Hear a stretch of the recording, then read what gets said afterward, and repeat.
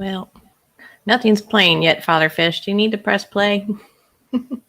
Oh, I was waiting. Oh, okay. Well, nothing's playing yet, Father Fish. Do you need to press play? Well, I need to. Oh, I was. All right. Need shut the. I had to mute.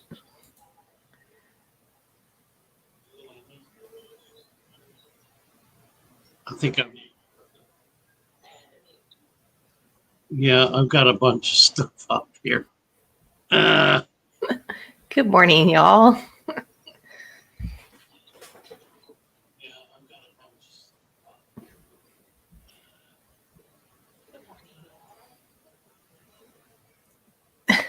Kid about him, Cass. Okay.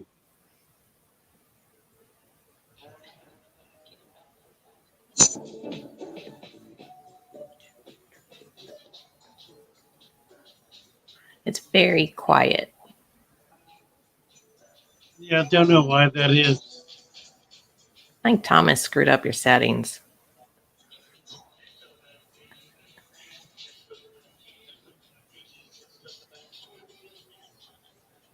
It's all your fault, Thomas. We're going to blame it on you.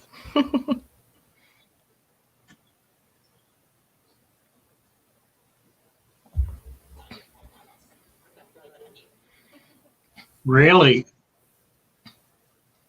Well, you know, it was fine. And then you said he was on your computer, and it hasn't been fine ever since. I know.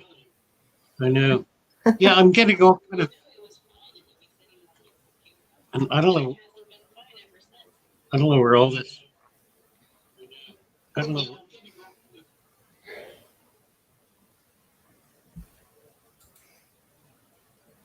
Testing.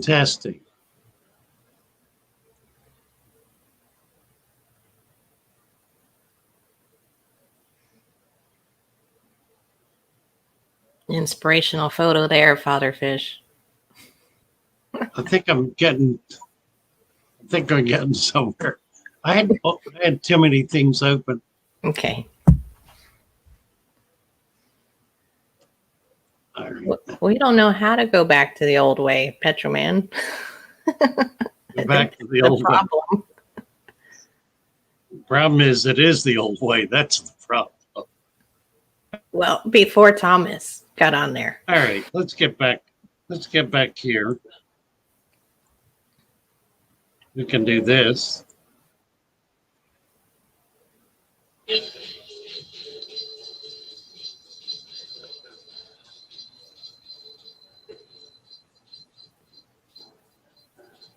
Change.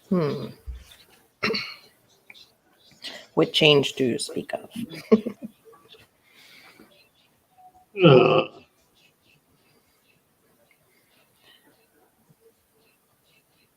We just got some lovely imagery. You got no sound? No, it's still really quiet. Yeah, I don't know why.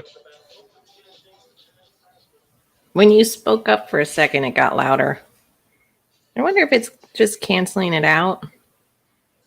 My volume is at max.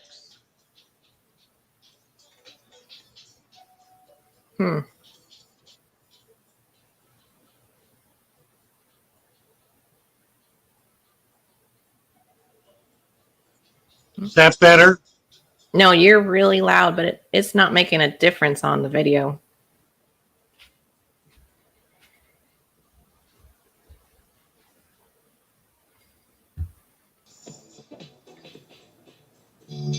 Here we go. Whatever you're doing. Is that better? Yeah. That did it. Wait, go back. It got better, and then it went quiet again. Whatever you just did. Well, I took the echo cancellation off. Yeah. It got better for a second. Really?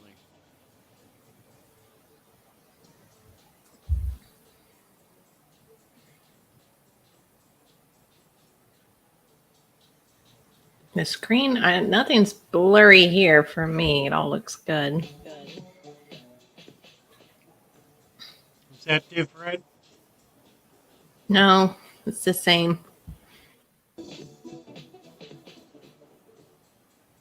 Talk about fish, baby. Let's talk about you and me. Let's talk about all the good things and the bad things that may be. Let's talk about fish. Let's talk about fish. Fish.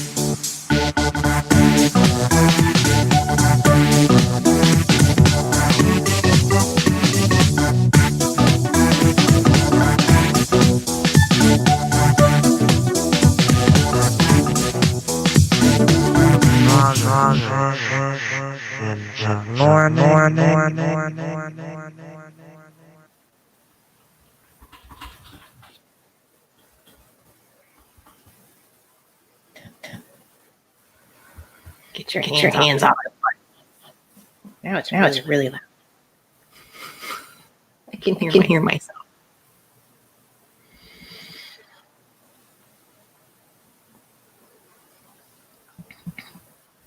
I can hear myself.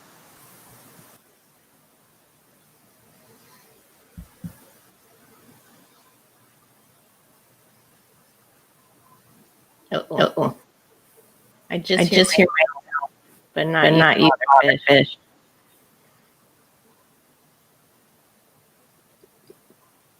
No. Can you guys hear?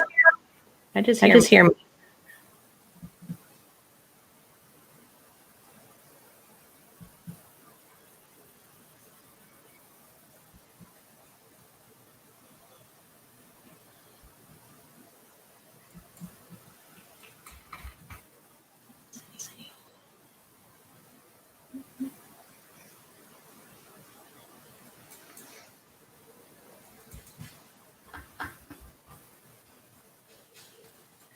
Can't hear you.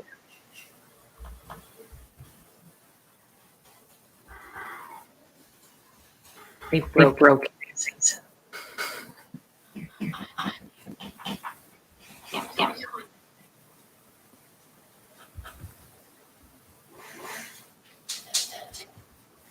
You're hearing echo from my office.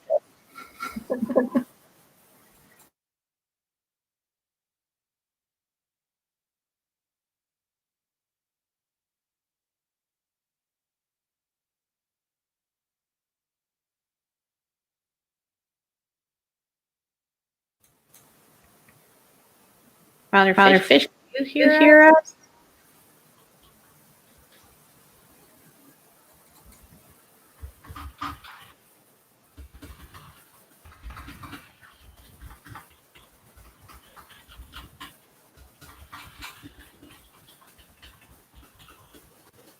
You guys can hear everything. This is weird. Thank you, Mary.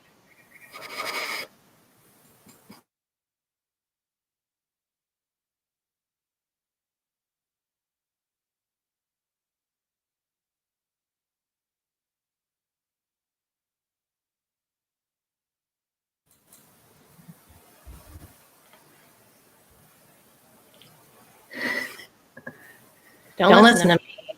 It echoes. I don't like this. No. I'm not singing.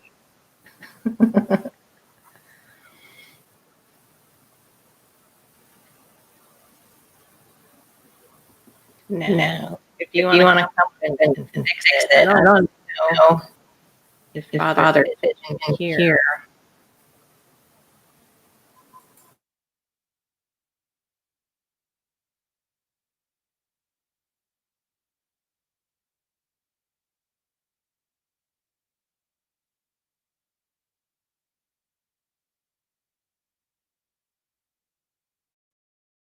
Technical difficulties. Oh, good. I don't hear my echo.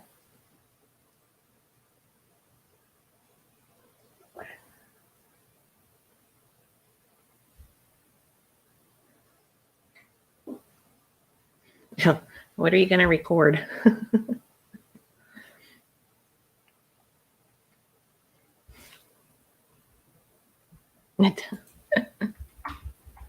Can Can you guys hear me?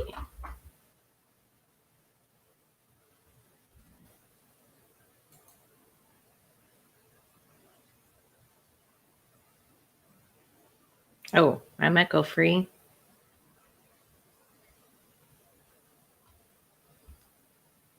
You can still hear me? Okay. I don't know. I stopped hearing myself, so I didn't know if you could hear me. Yeah, I don't hear Father Fish. I don't have headphones, and it was working before Father Fish was messing with the audio so we could hear the video. No audio. Yeah. I don't know. Are you muted, Father Fish? I didn't know. There we go. I hear you now. It's a different mic. Okay, we hear you now. Sorry, guys. Thanks for bearing with us. Utter madness. Good. I'm going, do I want to come up in the morning if there's going to be technical issues? Really? Glory. I don't know why the music can't be heard, though. That somebody said something about the fact that I'm not using a plug-in mic. I'm using the mic in the system, and the music that's coming out is being canceled by it, not being picked up by it. So, I guess that doesn't make any sense, though. Not if it wasn't doing it before. Before it went, I know. If it was always doing it that way. Thomas got on here 2 days ago and tried to change the entire system. I think you changed the setting. In order to get this silly little camera working, and never got it working. And I think we bollocksed up everything in the process. Yeah. It was working before that. And then as soon as you said he was on your computer, it stopped working. So he must have changed the setting. Likely. Well, it'll be another day getting it fixed, I'm sure. Mary, you got the banner up.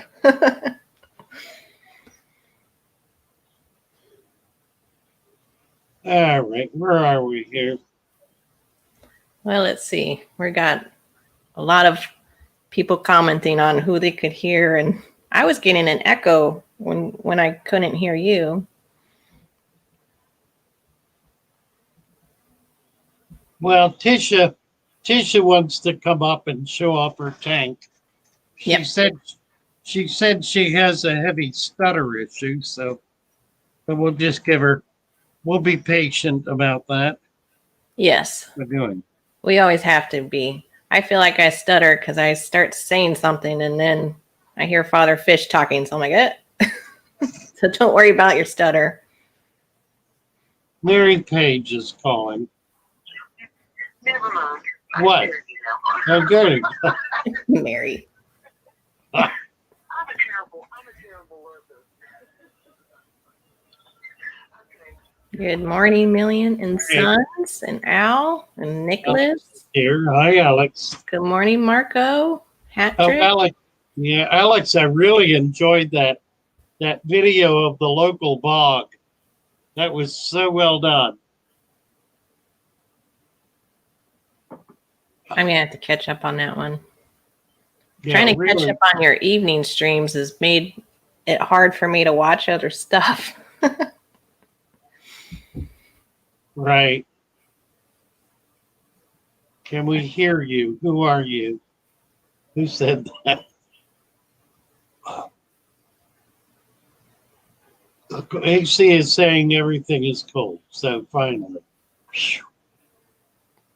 Yeah, AC wanted me to record something. I don't know what he was talking about. Misfit just donated $20. That's fabulous. Thank you so much, Misfit. Very generous of you.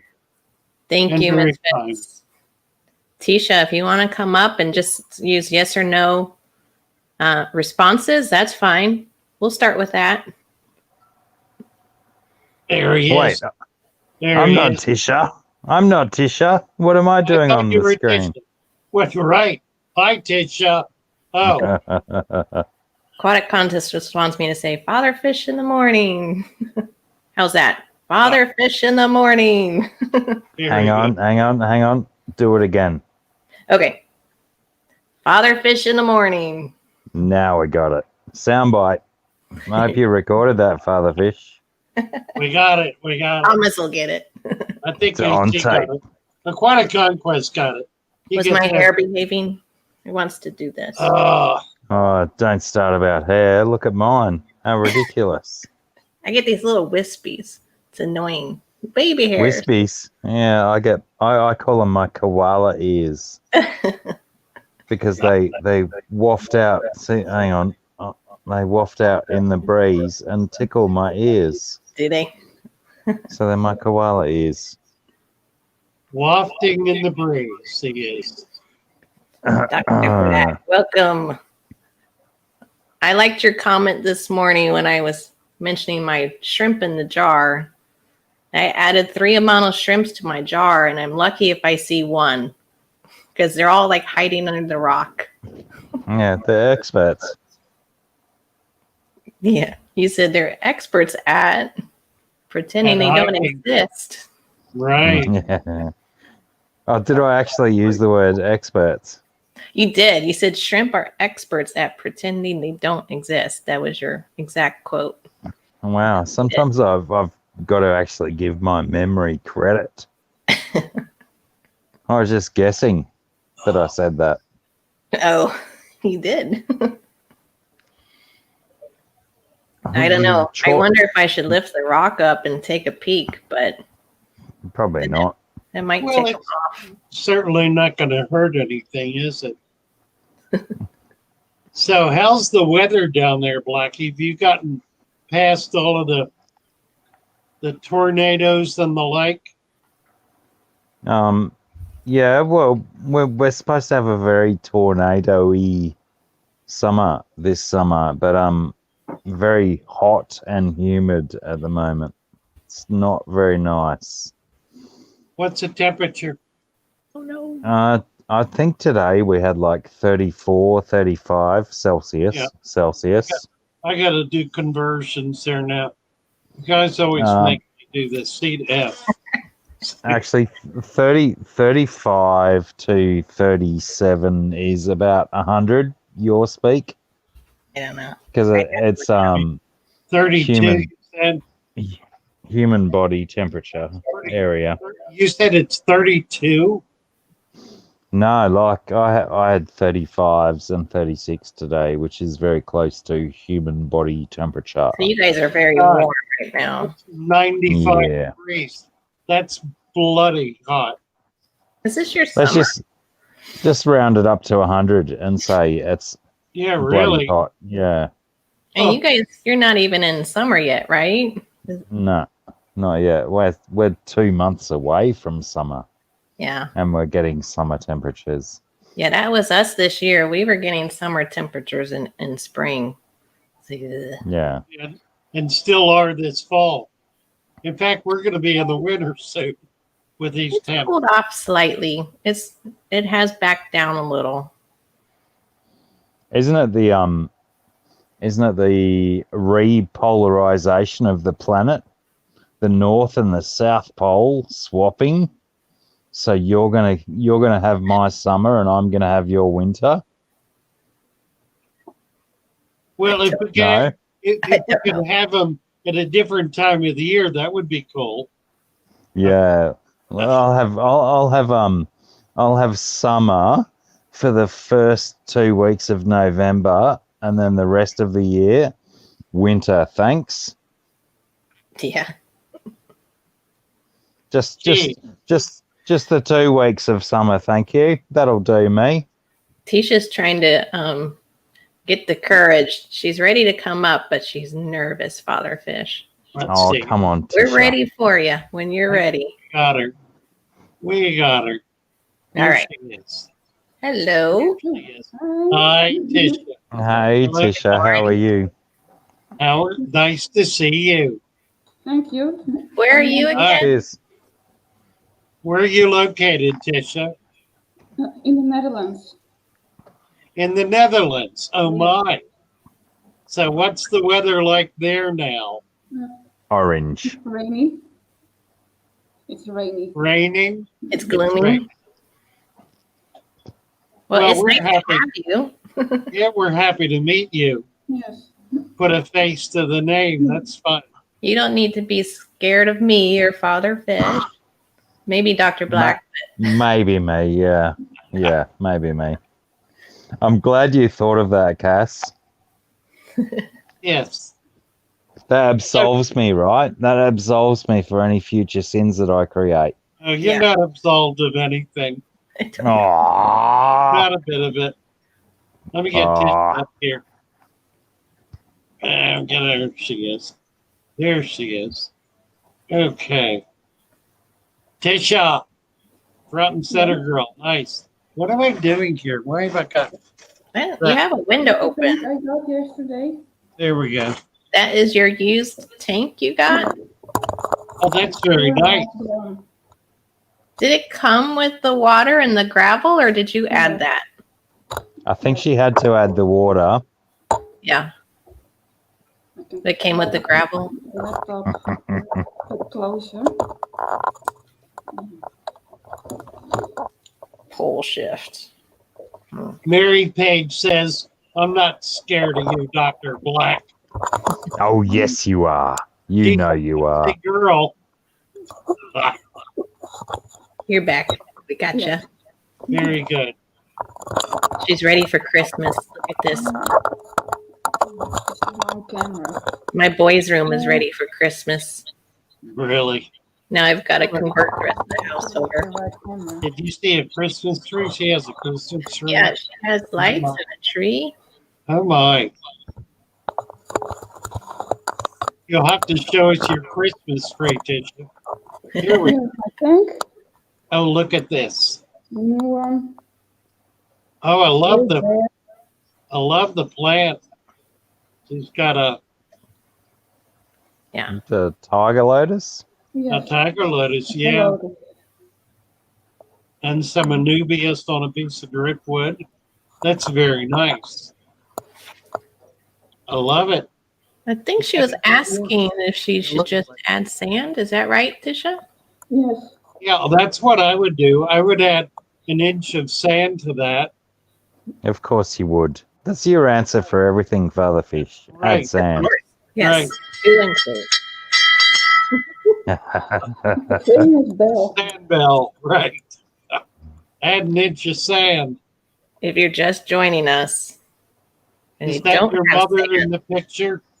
Tisha, is that your mother in the picture? No, my grandmother. Your grandmother. Oh, nice.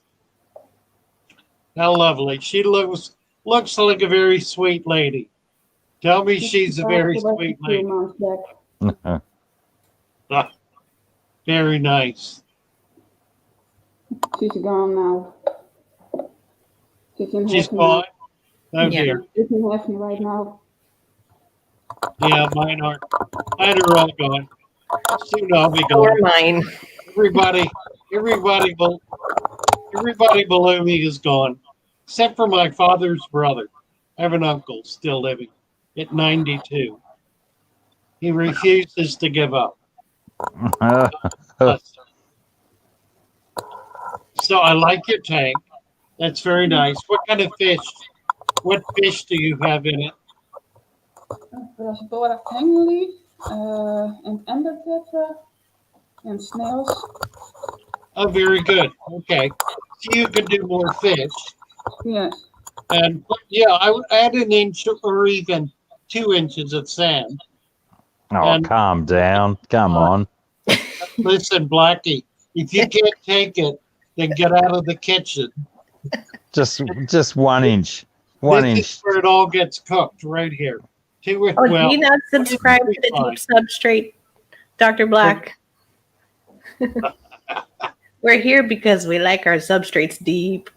Yeah, he doesn't know about substrate. Oh, okay. Righto. He's that down under crowd are not into things like deep substrates. You think they would be? You think we're It would so be- far behind down here. it We would just be don't so know nice. these things yet. That's Well, right. there you go. We do try. We do try. We're just not It's so exposed to science down here. That's what it is. I know it's true. You know, Mm. his job. So this is the new tank you just got. Yes. Well, it's very nice. I like it. Did you say that was a 5-gallon, Tisha? Looks like it. Yeah, I would say it's about 5. 10. Maybe it's A little 5. more, 4.5. 7 maybe. Not It's a quite give or take. A give or take tank. give or take. Right, right. Do Well, you Five, have any other tanks? or is maybe that the one 6. you just No. got? Just one. Just the one? Okay. So You're going to are- need more. Are you a student or do you have a job? Not right now. Are you a student? No, that's not. No. Okay. No students. So Are you you're in between jobs? a free lady. Yes.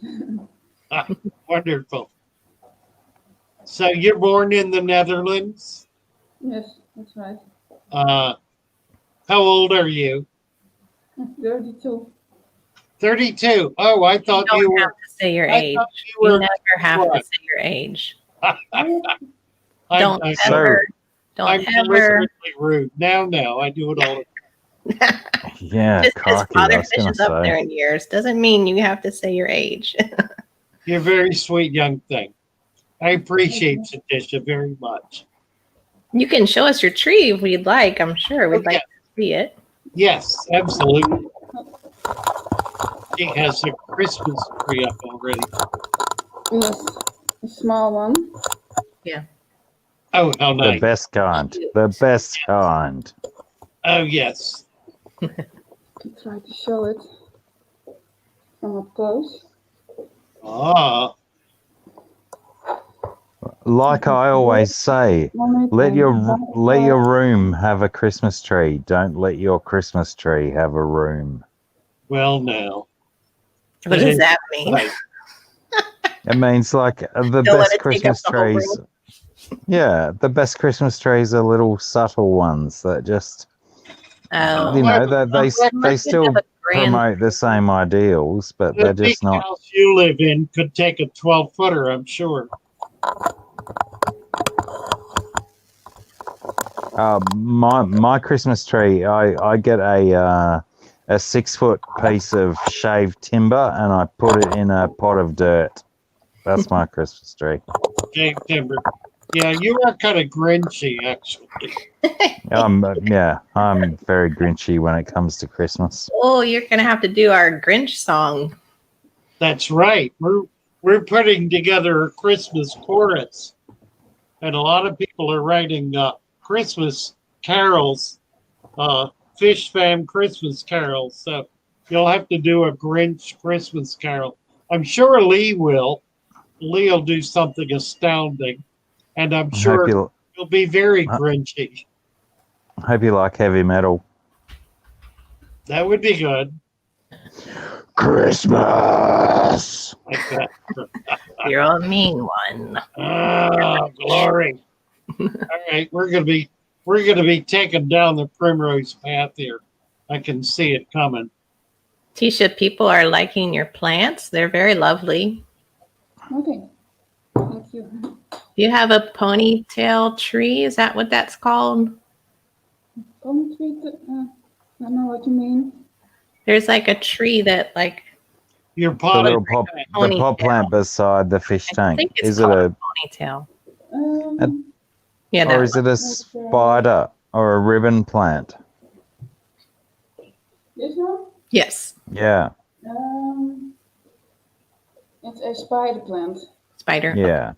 I thought it was like a ponytail tree. That's what it No, reminded. ponytails, you get the big round wooden base before Yeah. they get that leafy. Mm-hmm. I couldn't see because the picture was in the way. Oh, calm down. I'm calm.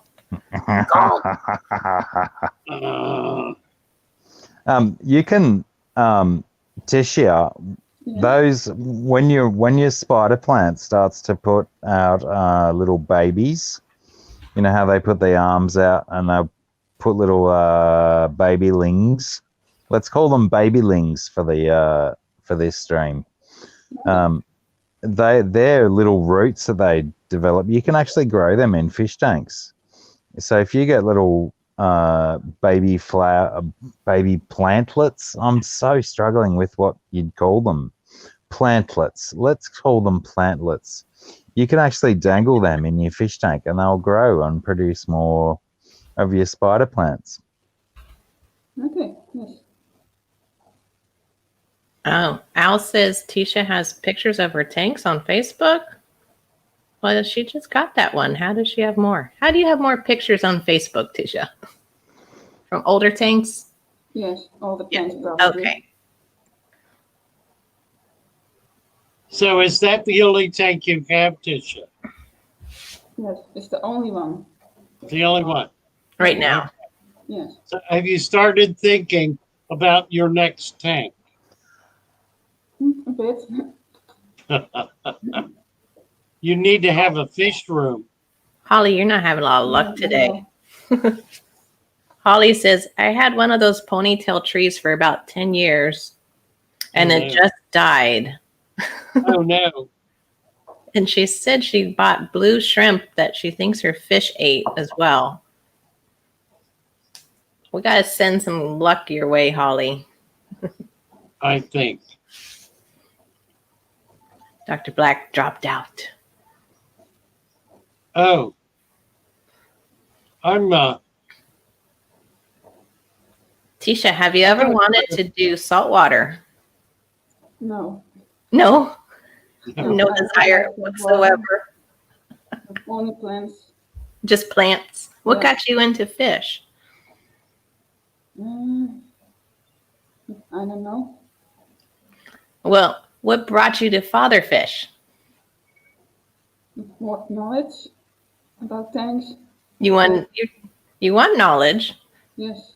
So more. You like fish, right? Yes, I like fish And you've kept them before? What do you say? I didn't understand you. Did you say you kept fish before in the past? have you had other tanks? Yes, I did. How long ago was that? And for how long? The biggest one was about 4 years ago, I believe. What kind of Yeah, fish do you have?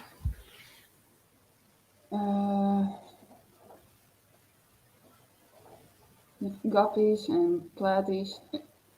Oh, good. And other fish. Nice. So what happened to that tank? Did you move and have to take it down, or No, I bought it. I sold it. you sold it? Yes.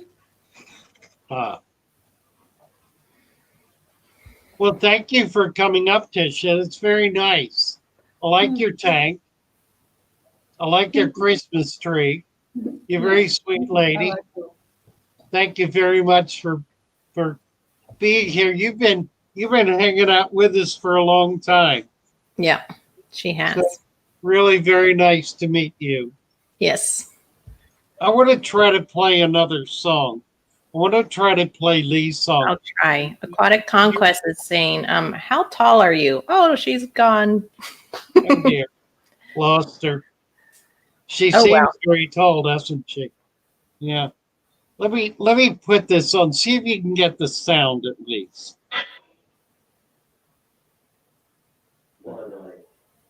Can you hear this? No, I'm not hearing anything.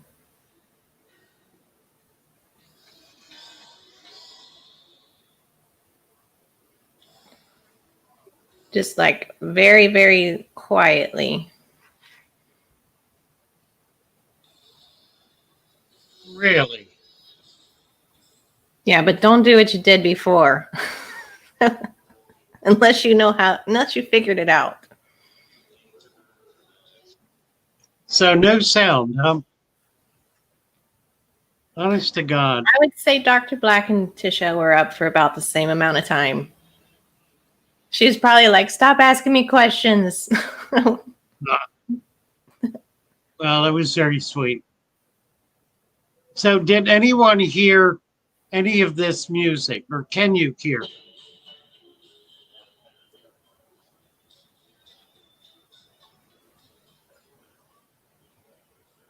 Well, we do enjoy you coming up, Tisha. Thank you for coming up. We know you were nervous. Did anyone hear that? No, you didn't come across nervous. So let me, I don't mean to say you looked nervous, but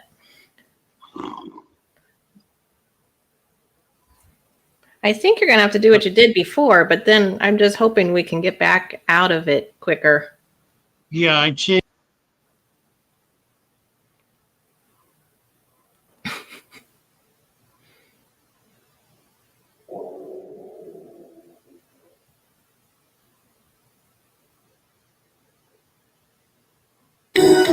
But I have to sit in and watch them play on my own every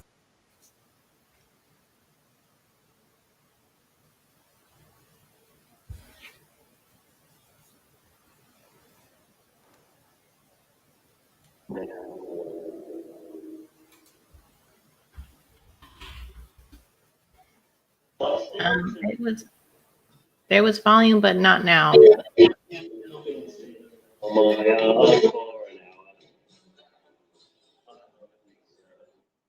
Did that come through? It was, and then it stopped. I think you pressed pause. I turned, yeah, I did. I just wanted to say, I think I finally got the right mic. Okay.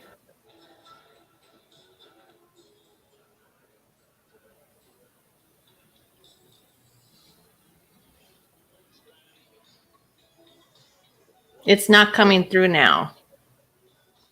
It was. Whatever you did a second ago when I did thumbs up.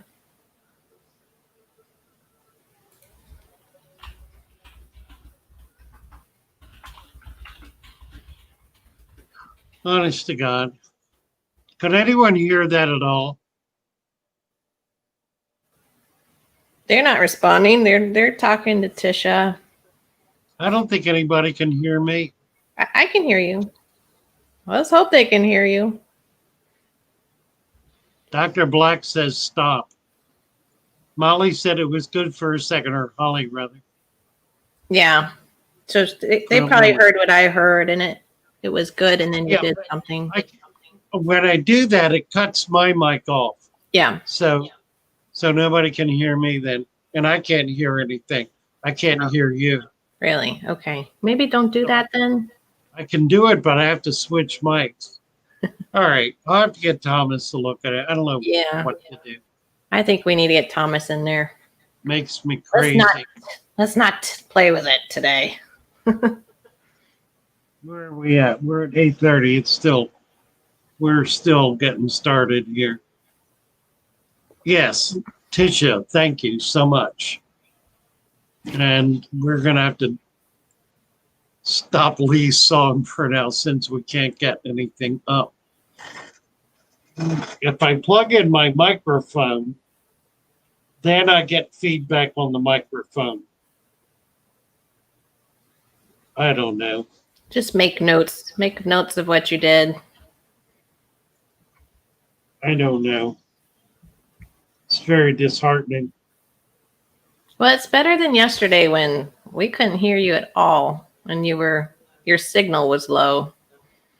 Oh, well, that was terrible, wasn't it? Yeah, that was dreadful. Yeah.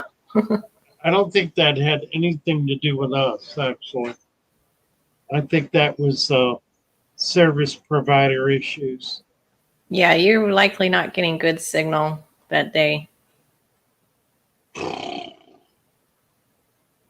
So we've got a few saltwater questions today, Father Fish. Well, let's do it. I'm feeling a little brain numb, so maybe that'll snap me out of it. Yes, snap. What you got? Right. Out of it. I was looking at comment. I found this from 2 days ago. Dunkin' Donuts. I think that's spelled differently than the real Dunkin'. Hey, Big F, love your content.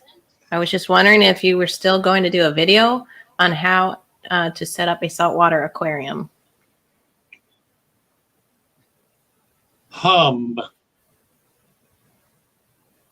Yeah, I've done a couple, but they weren't all that wonderful. So I really need to do another one. I'll tell you what, we've got a really nice, what's it called? C-Max, a 40-gallon sitting here in the front office, empty. That I thought might sell by now, but it hasn't. So tomorrow we're working on our big invertebrate system, which is about a 400-gallon saltwater system. So we can video what we're doing with that, and then we'll set this 40-gallon, this 40-gallon tank up. I've been thinking about doing that and kind of wanting to do it. I had one set up years ago when I first came in here, and it was up for a long time and finally kind of disintegrated. One thing after another went wrong, and then I just managed to be able to sell it cheaply. But we've got a nice new one now, so we'll set this one up, and that'll be really pretty. We'll do it as a reef tank with coral and fish, so it'll be something very nice. Yes, we'll do that. We'll try to start it tomorrow so we can get some saltwater stuff going. The saltwater people will go nuts. Yeah, you need to reach out to the saltwater people. And then I'm torn in the middle. I'm like both. Yeah. Well, I do too. Saltwater people tend to be somewhat standoffish, I guess is the best way to put it. They're two different groups of saltwater enthusiasts. The one group I have a lot of trouble with. The other group is fine. Yeah. But the group I have trouble with tend to be, they're the high-tech guys.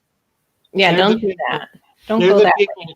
Yeah, they're the people who test their water every day, and they test 8 to 12 parameters daily. I want the father fish saltwater way. Makes me totally crazy, right? And they are they're very not just officious about it. They're very aggressive and assertive about it, as if to say anyone who does not do this is not keeping saltwater fish, mind you. So, it's kind of the same old battle, really. We'll just plug our ears to those people. I know. I think you might be able to convert some people over to saltwater if you make it look easy. Well, it is easy, actually. It really is not difficult. The trick is to get the foundation right. Yeah. It's like, it's like anything. You get the foundation right, and at that point, you're really good to go. Mm-hmm.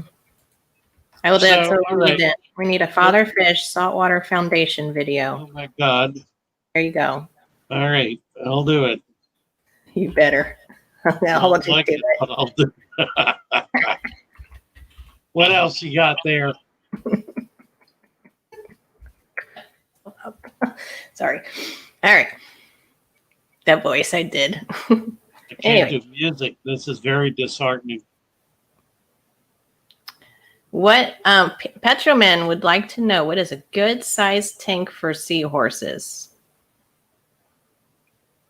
Well, it depends.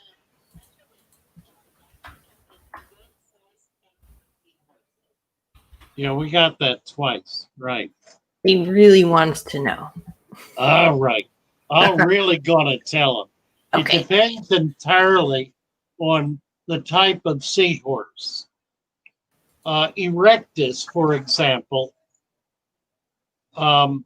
which which can grow to a foot tall, but is more often in the 2 to 6 inch range. You get them like that and up to about 6 inches. Those require, at the very least, a 29-gallon tank. So it's the footprint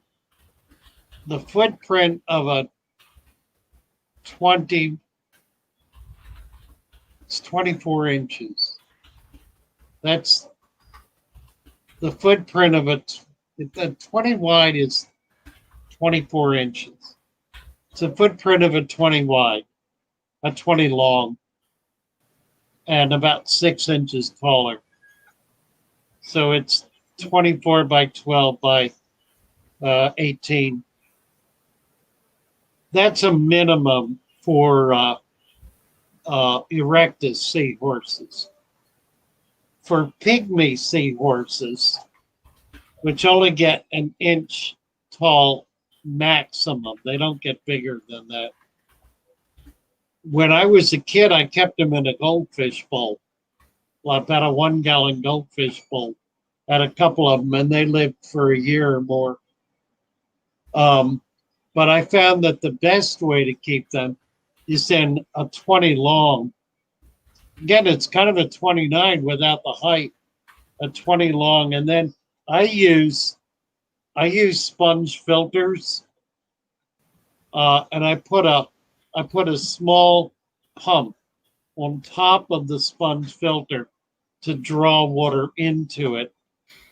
It does a really good job of keeping the water clear without stressing out the fish with a lot of water movement, because it's kind of sucking water in from every direction, so you don't get a lot of current with it. They don't like current. They like to be in relatively still, quiet water. So you don't want to have a huge flow coming in that's washing them around. They don't like that. They're like bettas, actually. They're like quiet water, still water. Pygmy seahorses are typically found in bays and in grass flats in bays. They're interesting because they socially, every new moon, they gather together to spawn, and then they spread out into the grass flat. So in the middle of the lunar clock, you'll find one here and one there and one somewhere else. But if you hit that spawning mob, that spawning school, you can catch a dozen or more at a time. It's really kind of remarkable. You have to go after them on the right phase of the moon. The erectus, now that's here in Florida. The erectus is also here in Florida. We catch both of them. The erectus is much less common, but then they tend to hang out in deeper water.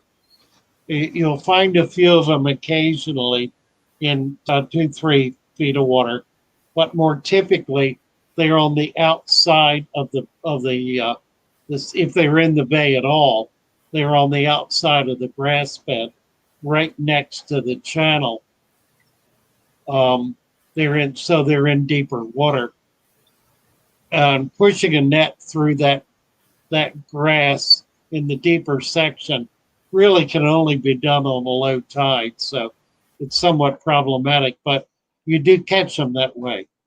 Whereas it's really hard to catch them otherwise by just going around waist-high water. What the erectus do, however, is they pair off in essentially bonded pairs in the wild. They don't do this so much in a tank. If you have a class of them, like half a dozen or so in a tank, they'll breed, but it'll be a mixed kind of thing. And I believe they pair off because they isolate themselves as a pair to the extent that as they get older and larger, they move out into the Gulf or into the ocean, and will go to deep water. They'll go to 30 to 60 feet of water, and will stay at that depth in the same location, essentially for the rest of their lives, not moving around much at all. That at that depth, there's very little water flow. The water is very still and very quiet, and they like it like that. They like it very quiet. Now, there's not the plant life there, so they don't have that kind of cover, but typically they're in reef kinds of structures where there's a certain amount of rubble or other kind of growth on the bottom, and that's where they kind of lurk. They will come together in the morning, they'll spawn in the morning, and then they'll be feeding the rest of the day, and then come together at in the evening again. But they don't get far from each other. They stay no more than a few feet, 2 or 3 feet from each other all day. They stay in that same area. And as I said, they can get quite large. They can get a foot tall, or even better. I've never seen them taller than about 8 inches, but there are reports of them being much, much taller, 12 inches or so. Wow. Remarkable fish. They're very, very prolific fish. They spawn monthly in season. That is when the water's warm. And they have more babies as they get bigger. The female she develops eggs, which she then places in the male's pouch during the breeding. He will actually wrap around her and open his pouch, and she'll deposit eggs in it. And then he incubates those eggs for up to a month. It's 20 some days. At which time he has what looks for all the world like labor pains. He's literally squeezing the babies out. He'll go through a twisting, bending kind of motion, and they'll come out in a flood, like 10 or 15 at a time. That's the erectus does that. The pygmy pops out one at a time. I have a video, I'm pretty sure I've got it posted, of an erectus having babies one at a time over a period of 15 or 20 minutes. It's a really fun little video. I think it's up. I'm not sure. You have to go. Oh, it's probably a year old, so you have to go way back to find it. What else about seahorses? They eat live food exclusively. You cannot. They've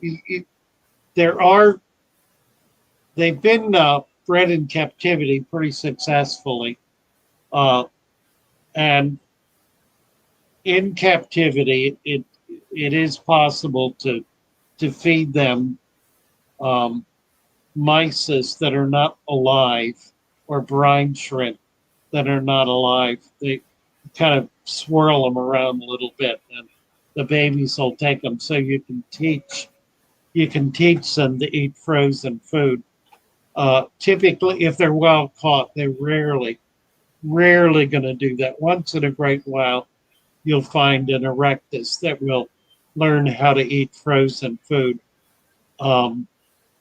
That's somewhat problematic, although I have some friends who do it routinely. They just seem to have the knack. I don't know. I guess they know how to make brine shrimp sounds or something. So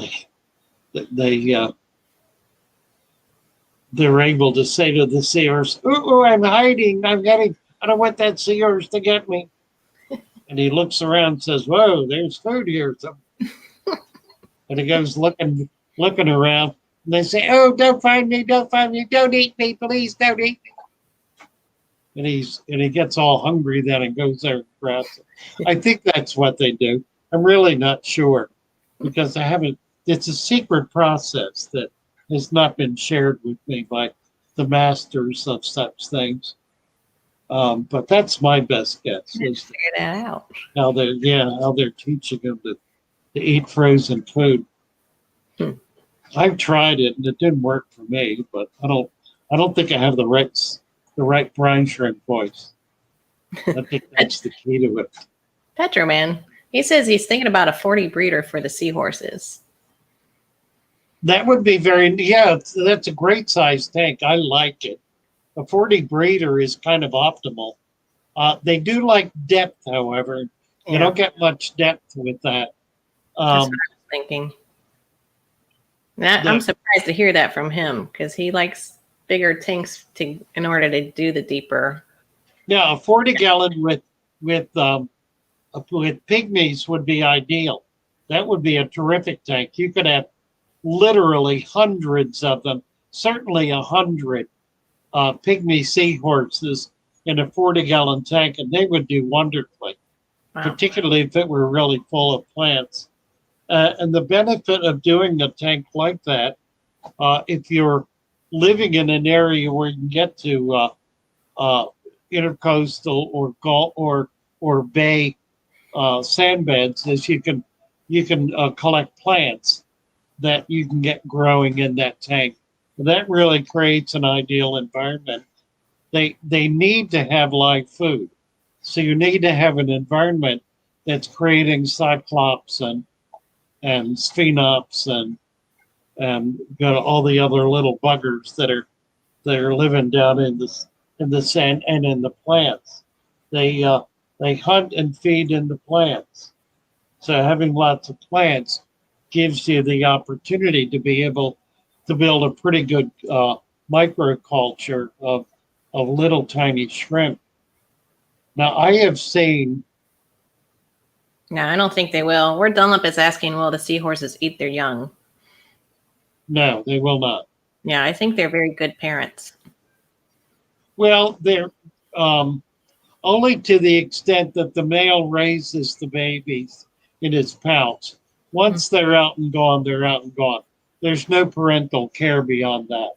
Well, in the wild, I don't know. What about in the tanks? No parental care at all. I've they never noticed. Yeah, they could eat their babies. I've never noticed that happening. I mean, they're triggered on movement. They're triggered on movement, but the thing that's what's interesting about seahorses. Their fins are virtually invisible, and so you don't see the fins moving, and the fish are moving like this. They're not, doing this kind of thing. They're moving like a piece of glass or a piece of grass or a piece of just detritus in the water. They're kind of floating, so they're not appearing to be a living organism, which is part of their protection, that they don't look like food. They also don't much taste like food. They have a very thick, hard. Big for their mouths too. Pardon? Are they too big also as babies to fit in their mouths? No. The pygmies are. The adults are not. The pygmy babies are born virtually the same size as the erectus babies. It's kind of interesting. They don't have nearly as many young, but they're much bigger than their relative size. Relative to the size, the difference between an erectus adult and fry, there's not that great a difference. And I'm sure it's got to do with food availability. They have to be born big enough to be able to eat, or they can't survive. And the food source is going to be, it's not going to be really microscopic. It'll be Daphne level or baby brine shrimp level. Okay. Petroman says he has plenty of brine shrimp, baby brine shrimp to feed. And he plans on visiting you and getting his seahorses from you. Oh, well, that'll be interesting. We'll have to go out. We'll have to go out collecting when you get here then. we'll do that. I usually have to hit up 2 or 3 spots before I finally find them. But again, it helps to go with the right tide. You don't want a high tide because then you have to go out in too deep of water. A low tide and the right time of the moon, if you will. So I've not been out catching them much for the last year or so. I've been sort of laid up, haven't been able to do much, but Well, I'm feeling a bit Frank, don't stronger. you? Yeah, Frank's been out, but Frank's gone now. He's back in the program Yeah. again, so we won't see him for a while. Don't know how long. Could be a while. Could be 6 months. Don't know. How much sand do Thomas, you recommend for that 40-gallon or for any salt water? what was the question? How much sand do you recommend adding as the substrate for the salt water? 4 inches. I recommend 4 inches of sand in a salt tank. If you can get mud, which is not typically available, you can collect it. If you can get to the ocean, go out into open water and get down below the surface level, the top 3 or 4 inches of sand, and get a good scoopful of that, like a little bucket of it. That brings a lot of organic material in. Some of the surface stuff too, for that matter, because that has higher level organics. But that's the best way to bring substrate into a saltwater tank, to actually collect it. Ocean's Collect really it rough on wild. this side. Pardon? You have that calm water on your side. Our ocean's kind of rough over here. I know it is. I know it is. Yeah. It would likely get washed out by the time you bring that bucket up to the surface. Well, now you could do the same thing in the inlet areas though, like in the bay. That would work just fine because that's pretty pure salt. You don't want to go out right after a rain, but even so, the substrate's not going to be affected by fresh water much at all, and it'll probably make it a little more flexible in a fish tank. So you could collect in a bay or in a tributary, not really brackish. You want salt, I hope a there's no salt gator. content, 19 or better, or at least close to 19, not much below that, 19 ppm. When I was out looking at the river in Titusville, I was looking at there's like a little inlet. I don't know what it is. It's just like dead ends. And when I looked in that inlet, I saw a gator. Oh my. There's 2 gators I've seen this year. Yeah, there are areas over here where we find them all the time, particularly in culverts. In culverts where there's running waters or good standing water, there'll invariably be an alligator in there. We also find bear tracks in some of the bigger culverts. Frank was out collecting in Sarasota recently and got into a big culvert, and there were bear tracks in the culvert in essentially downtown Sarasota. Now they're keeping themselves pretty secretive, and there's enough tracking of wooded areas for them to be able to move around and stay in wooded areas. But they're there. Yeah, they're sneaky. South Pacific, I created my own soil for planted tanks, mixed fine gravel with soil from a local park here in Virginia. It's like the expensive soil you buy in stores for $30. The plants love it. That's perfect. Sounds good. You can mix dirt with gravel. The issue is to make it deep enough that it can create an anaerobic layer, which is going to be about 4 inches.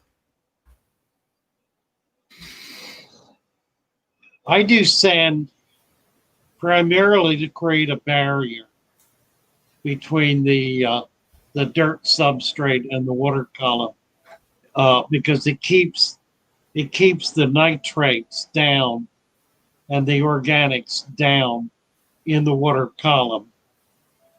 Doesn't get rid of them altogether, but it reduces them, which reduces algae.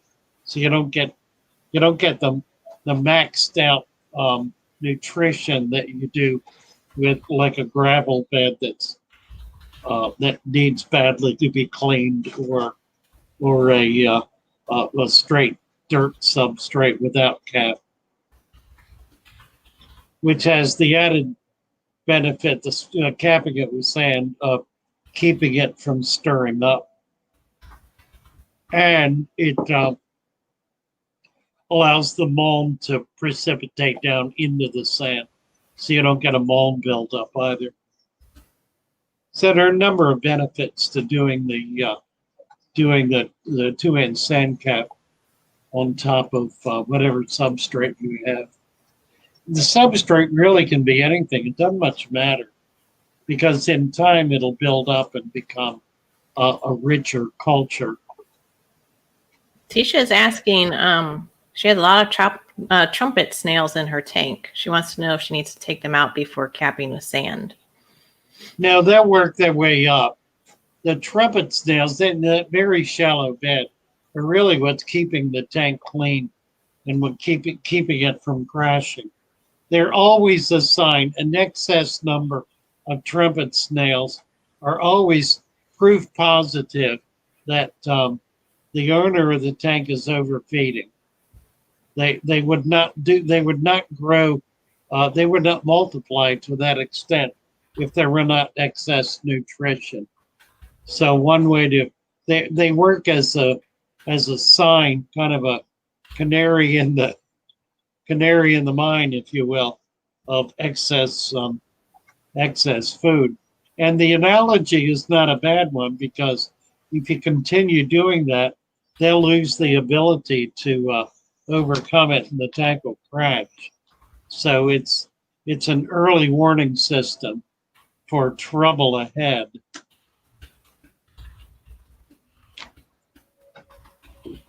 Yeah, I was getting asked about the gators. I had a couple come in here about 2 months ago looking for something to eat their trumpet snails. And I said, well, I can do that. That's not a problem. I've got a couple of things that'll do that. I've got some loaches, I've got little turtles, got some other stuff. But let's look at why you've got them. And I tried to talk with them about that, and they really did not want to hear it. They finally said, look, are you going to sell us what we want or not? I mean, they got really huffy about it. And I said, not until you solve your problem, because you're playing Russian roulette. You're going to kill everything in your tank. I've actually had 2 couples, middle-aged couples, in recent months come in, both of which had exactly the same problem, exactly the same situation, looking at 2 to 3 months down the road having an absolute catastrophe. And they didn't want to hear it. And they were absolutely convinced that I didn't know what I was talking about, that I was just trying to sell them something, and that they knew best what to do and how to do it. And I had no right to tell them what to do. One of them said, I don't want to be, what was the word she used? It means like teaching. Golly, the word escapes me. That's funny. I'm not sure. Teaching. Pardon? I don't know. You have to help. A word for teaching? Yeah, Hmm. not scolded. That was the wrong word. Funny. Won't come to me. Patronizing? No, not at all. No, it's not a word with negative connotations, particularly. Lecturing? Yeah. Lecture. That was the word. Yes. Lecture, which can be used in a negative connotation. Yes, it She can. said, I don't want to be lectured. And I said, well, that's what I do. I lecture. That's what this shop is. Go to PetSmart. They won't lecture you. They'll give you bad advice, but you'll be happy because you'll get to spend money and do what you want to do. And then when you kill everything, I'll buy your tank back or teach you how to keep it. You know, I mean, it's the hard-headedness. Resistance to change, Father Fish. It's just resistance. People aren't open to doing things different than the way they want to do it, I guess. I guess. The change has to come from inside. Willingness to learn. Quite so. It's no different than kids at school. What do you mean? You can't teach kids if they don't want to learn. They have to be willing to learn. You can teach them all you want and talk all you want, but if they're not ready to learn and listen, they're not gonna learn. That's their job. My granddaughter at 5, not 4 or 6, but 5, her grandmother was talking to her, trying to teach her something. And she said, they got into an argument about teaching and learning. And she said, well, I already know everything I need to know. Right. No, you don't. That's what they think. They think that.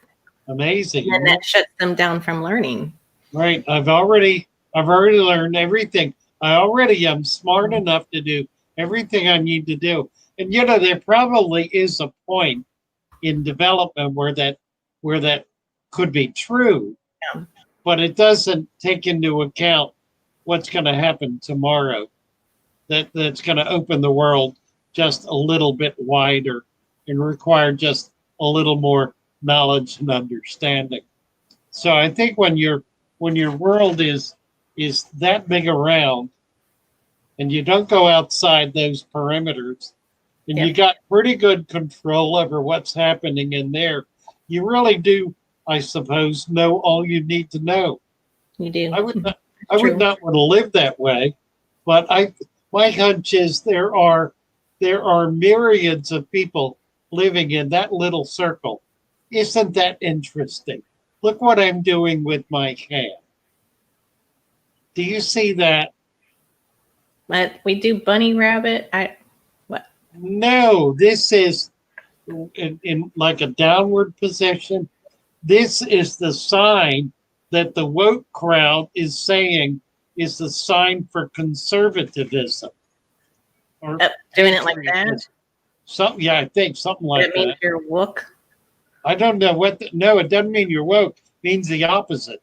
It's what the woke crowd is saying is the sign for Trumpian, for being conservative. They're saying people use that, I mean, there I did it without even thinking. I was describing something, and that's the sign. That's it right there. Not interesting. I don't know. I haven't seen that sign. I don't know. I've seen the comments about it, and I've seen on some of the woke sites people saying that that's horrible. That's obviously a sign of racism and homophobia and the like. I guess I'm missing who's the woke crowd. The woke. I don't know how to say that. Woke. Yeah. Those are the zombies among us. I thought the woke crowd was the people learning to move away from all of that. I don't want to dig No, myself. I don't think hole. so. I think they're the ones who are going, who are totally committing to it, totally committing to a global, fascist. The anti-fascists He are does. fascists. He, They're the oh, fascists, right? he's saying Trump does this all the time when he's speaking. He does do that. You're right. Yeah, you're right. Yeah, I don't know what he's doing though. That's just like his. does that too. There's another one, same thing. I don't know. Anyway, I'm moving on. really, James Hand says, Father Fish, I have 20 tanks up and running. I do 25 to 50% water changes every week. All tanks do fine except 2 adult guppy tanks. Within 2 days after water change, at least 1 guppy dies. And then he went on to talk with T-Bone. T-Bone said 50% water changes every week is a lot. I would say. But then he responded and said, happens even with 25% water changes. I've never had problems until I moved to this water system 3 years ago. So sounds like it's a little specific. I'm not sure if you can offer any help. Well, you're on a track that is, it's a long-term track. My only concern would be how many decades are you willing to pursue that pattern? Because it's a substantial time and labor commitment to do that on that kind of a routine basis. You can do it short term, maybe. You can do it for 6 months, but are you really prepared to do it for 10 or 20 years? In other words, do you want that to be the methodology for your fish keeping? I think it's important to look at all of these procedures long term and determine whether this really is something you're going to be able to do when your life gets really busy, or you get really tired, or you have some illness, or something happens that breaks that pattern. What's going to happen then? Just a consideration.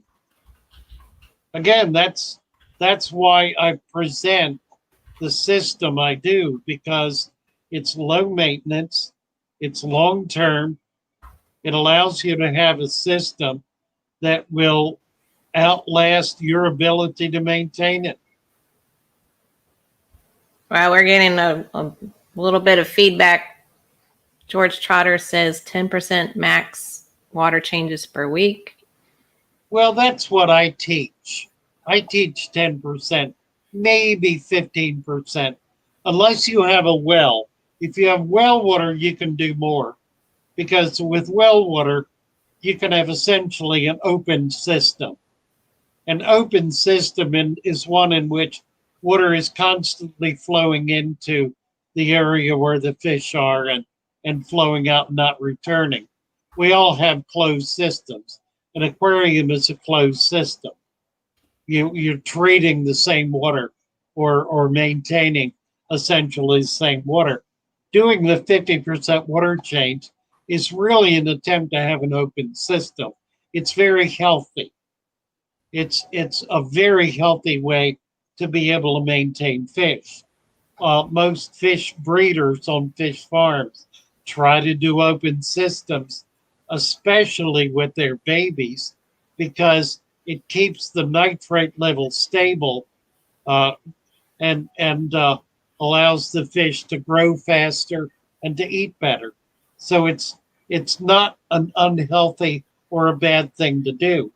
I would suggest that the reason you're losing a fish once every time is because those fish are weak, and are simply dying out. Based on it's a major water change, but it's a minor um, water condition change. because by doing that routinely, what you're doing is preventing the water from from changing its consistency to becoming heavier um, in in general hardness, Minerals, heavier in minerals, right? carbonates. You're maintaining a very stable environment. So if the temperature of the water, if he's doing more water volume changes, then yeah, temperature might affect that, right? Depends where you get your water from and how you're doing it. That certainly could be true.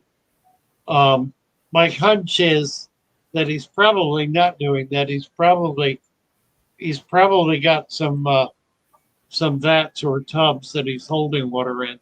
I don't know. Who Just to knows? get You're getting a lot of responses here. Do you want to read through them yeah, sure. yourself What- that way? What time stamp are you at? Probably from 9:17 and on, people started responding to how much water they're changing and how often. And everybody's doing it a little different. Let's see. Never stop learning, Cassie. Keep going. 20% changes on guppies, discus 40.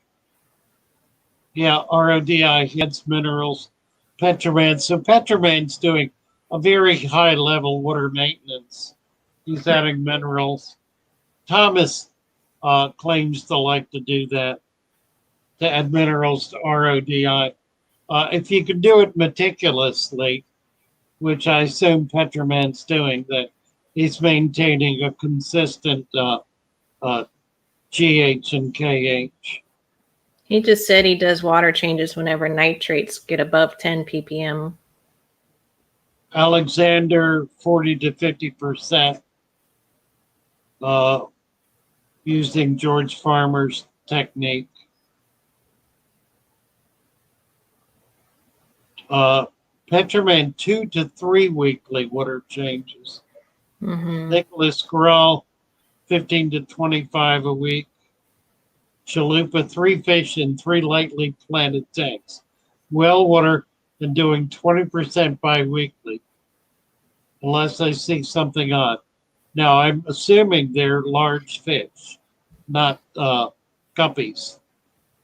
So 3 fish in 3 lightly planted tanks, 1 fish in each tank. They're probably foot-long fish. 20% bi-weekly. With well water, there's a little device. It's a water exchanger that you can get to put in that water, to put in your tank, and then hook it up to your water delivery system that allows you to have a constant, very thin stream of water coming into the tank, and then that same level coming out. I can't remember the technical term for it, but it's a double hose system that runs a drain on one and an input on the other, and it works in such a way as to ensure that as water's going in, it's creating a suction to bring water out, and it maintains it at a given level, so you have a continuous water change occurring. That was shown to be Merle Cohen showed me that system. He did it with his goldfish, and he had goldfish spawning in a 100-gallon tank constantly. It was really kind of amazing.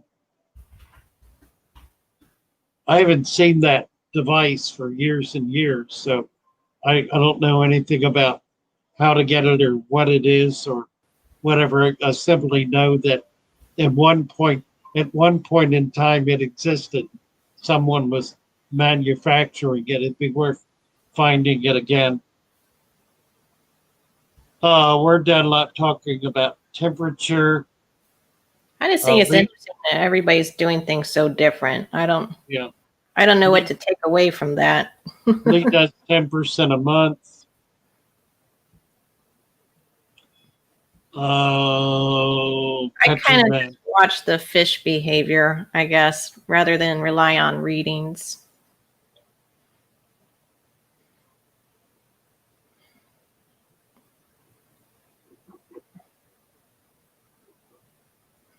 Petroman is saying he always has a 55-gallon Rubbermaid trash can with RODI water. It's heated and always on hand. Right. So, kind of from one extreme to the other, each of which are effective ways to keep fish. Now, Petroman's breeding discus. A lot of the discus breeders will go to extraordinary lengths to maintain water quality, and it does absolutely promote breeding and the growth of baby fish. So it most certainly is effective. Again, it's kind of a short-term technique that's used for rather specific circumstances, such as breeding discus. I've known, oh golly, at least a dozen discus breeders who bred discus for years, like 5 years, 10 years.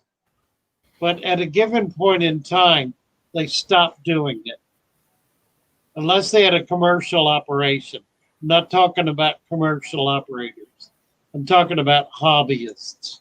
At a given point in time, the hobbyist, which I guess is really true with anything, somebody breeds killies. At some point in time, they're not going to breed killies anymore. But usually, with the discus breeders, there was always a complaint that came at the end of it, and the complaint was more often than not really not an issue of the labor involved. It was an issue of the fact that they were spawning so many fish that they couldn't get rid of them. That it was simply they were having to give them away. They weren't making enough money on them to even break in on what had become for each of them a very expensive hobby. If you take a technological approach with something like breeding discus, you can very quickly be into $10, $20, $30, $40,000 worth of equipment, supplies, a steady supply of very expensive food, and on and on. And if you're not getting some return on that, it becomes essentially untenable. Several of the people who I've known who have done very successful breeding operations, were financially had very successful businesses. One of them had a bagel shop. It actually became a string of bagel shops. This was back before the carbohydrate scare.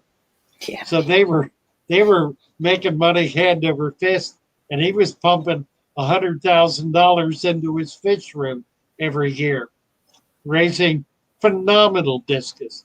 He would travel to Germany to buy discus. I mean, literally fly to Germany to buy them, and then have them shipped back or bring them back with him. Phenomenal. Went to his fish room any number of times and bought lots of fish from him, and got them very cheap because he couldn't sell them. He glutted the local market. This was just really before it was possible to do much online, so we didn't have that option. The wholesalers were not willing to give them enough to make it worth doing. It just became a real problem for him. And then his business went south with the carbo scare, and he wound up not having the available cash and that sort of crashed the whole program. But it's interesting. You can really get overwhelmed by the hobby to the point where um, it becomes all consuming. That's kind of what my life is. It's become all consuming. I'm frankly seeing what I'm doing here on YouTube as a way to escape from that and maybe get out from under that all consuming elephant that's got me on that's on my shoulders, that's got me locked down. And at 80, I don't have the energy to keep it up anymore. So I've got to hire people to do it, and really can't afford to do it, but it's that or shut down, and I'm not ready to shut down. So I there don't you think go. we are ready for you to shut down either. Fine. Petraman's coming to see you in 2 years, so you have to still be here. Well, I'm excited about that. I will be somewhere in 2 years. I'm doing something, providing I'm still here, and I'm still mobile. And I'm ready. We're like trying to plan a trip a little bit, I guess maybe second weekend in December is coming up to come Oh, see you. wonderful. So Oh, be that'll be ready. Oh, that's exciting. Look We're forward. just we're trying to figure out logistics because of all the pets. Yeah, I was thinking about that last night.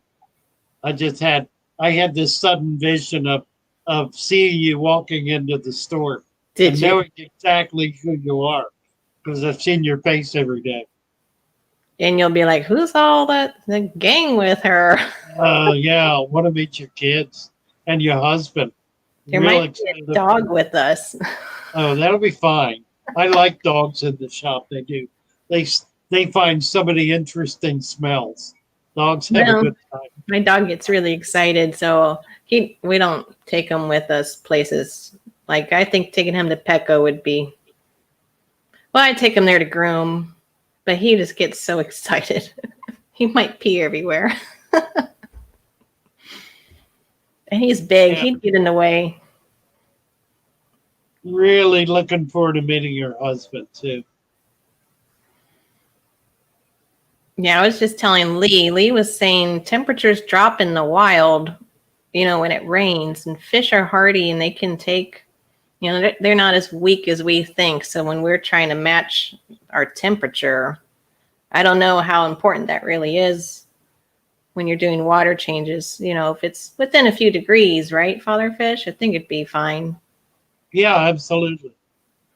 Absolutely. I used to freak out because my husband would help me with the water changes because I couldn't get the adapter screwed onto our sink. So when we were doing the Python method, I wanted to do the bucket method, but he was like, no, let's do the Python. And It's a lot easier. Yeah, you bet. it's easier David for filling for sure. David Mann says he's going to be in Florida in March with his family. So they're looking to how to get to us. Yeah, that'll be nice. Guess I got to stay here till March. All right. It's 9:30. Yep. We did manage to fill in. We had a few more questions we didn't get in. Well, go ahead. Good day. Go ahead. Run a few of them. Let's see. I gotta find it. I copied so much down. Where was it? I think it was Millions and Sons was saying, what are your thoughts on emerald dwarf rasboras with sunken bellies? They're eating well and they've undergone a parasite treatment, but they're slowing down. They're just thin, no weird poops. Wow. I don't know. You could try the treatment again.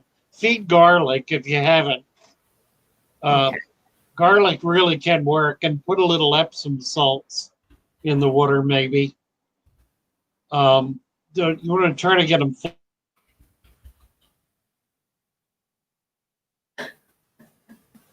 We lost you. Put it in raw.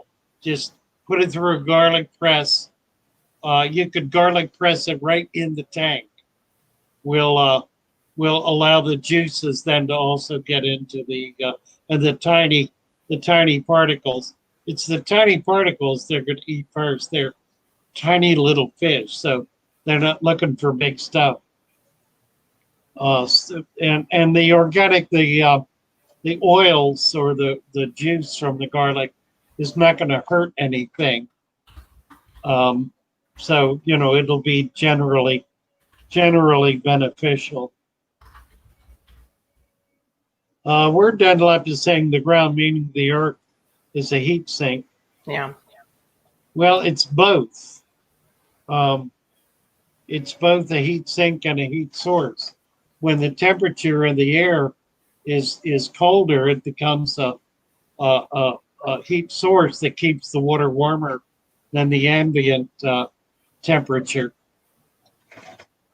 Well, heat rises. So I would think heat rising would cause the surface to become cooler than the bottom. Well, it depends on ambient temperature. Mm-hmm. If the ambient temperature is the middle of winter and it's down below zero, it's going to freeze solid anyway. Mm-hmm. But below that frozen level, there will be moving water if it's deep enough, and that water is kept not frozen by virtue of the temperature of the earth.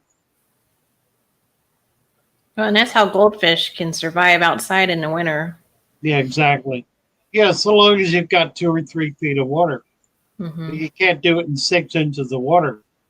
But if the pond is at least 2 feet deep, and you're not in too cold a climate, then they'll do fine. Yeah, and that's why I think digging your pond into the ground will help with that rather than being exposed to the air. Yeah, absolutely. Use the earth to help you heat it. Yeah, if you can bury your plastic tubs, it'll not only look better, it'll be better for the fish. You will actually be able to leave them outdoors through the winter, providing it's not getting bitter cold. You can't do it in northern climes, but you certainly can do it here in Florida. Nope, I don't think so, Kevin. Kevin's asking, I think he just joined us. All right, one last question, Father Fish, and then you sign off. What you got? Kevin was saying, I was wondering if there could be a problem with methane buildup in a dirted tank. No, never. Never happens. Okay. Conduction, convection, and radiation, says Ward Dunlap. Sounds right. Sounds smart. Convention, yeah, sounds smart, right? Go with that. Good point. Dunlap needs to come up here one day. Yeah, absolutely. I'd love to do He's it. offering good tips. I'm going to try to put a tune on here. I don't know if it's going to work. I will go to the I'll go to the other microphone. Yeah, sure. Yeah, summer the top is warmer. I believe that because it's getting more heating up. Right.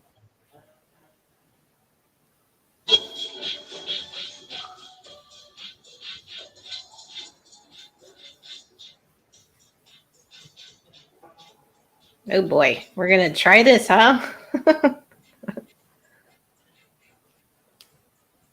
Let's talk about fish, babe. Let's talk about you and me. Let's talk about all the good things and the bad things that make fish. Let's talk about fish. Let's talk about fish. Fish.